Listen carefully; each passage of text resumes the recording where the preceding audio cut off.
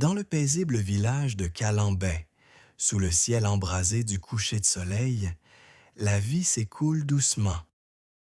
Les femmes, chargées de paniers, cheminent entre les cases rondes en terre, tandis que les enfants jouent pieds nus, insouciants.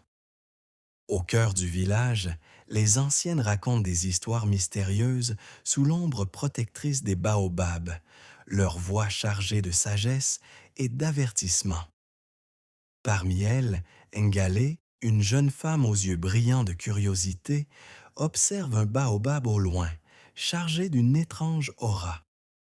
Un jour, près de cet arbre sacré, elle découvre un collier noir orné de perles, de dents et de pierres rouges, à moitié enfoui dans la terre sèche.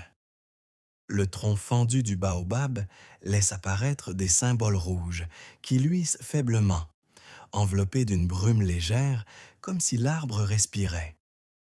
Hésitante, Ngalé saisit le collier. Dès qu'il touche sa peau, ses yeux s'écarquillent et la réalité semble vaciller autour d'elle. Les jours suivants, son regard devient distant. Les bébés pleurent à son passage et les vieilles femmes murmurent inquiètes. À la nuit tombée, Ngalé fixe un bol d'eau où se reflètent des visions étranges. Flammes, serpents, masques anciens. Son reflet vacille d'une manière surnaturelle.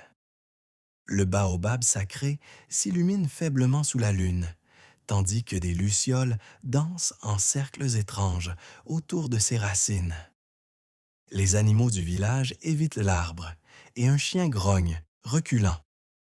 Alors, Maître Diomi, le vieux féticheur au visage marqué par le temps et orné de plumes et d'ossements, convoque le conseil autour du feu. Les yeux fermés, il sent une force obscure proche, serrant fort un talisman. Sous la pleine lune, un cercle sacré est tracé en craie et cendres, entouré d'objets rituels, crânes, calebasses, pierres gravées, tandis que les villageois se tiennent prêts, torches et charmes en main. Au centre, Ngalé ferme les yeux, le collier vibrant d'une lumière rouge intense. Le vent se lève soudainement. Maître Diomi chante et jette des herbes dans le feu, tandis qu'une silhouette spirituelle émerge de l'ombre de Ngalé. Soudain, un cri déchire la nuit. Une onde de fumée et de lumière explose, brisant le collier qui s'embrase d'un blanc éclatant avant de disparaître. Le ciel s'embrase en rouge et blanc, le baobab tremble. Les villageois se protègent le visage, tandis qu'un silence profond s'installe. Quelque chose d'ancien vient d'être libéré. Ngalé s'effondre, apaisé, le mal levé. Les villageois s'approchent lentement, les yeux grands ouverts. Maître Diomi recouvre les débris du collier d'un linge blanc, murmurant une bénédiction à la terre.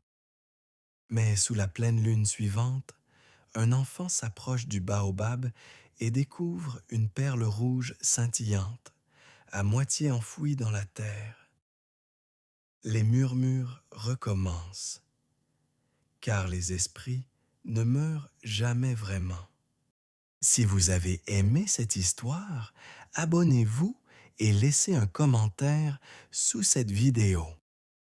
À très bientôt pour de nouveaux contes des féticheurs.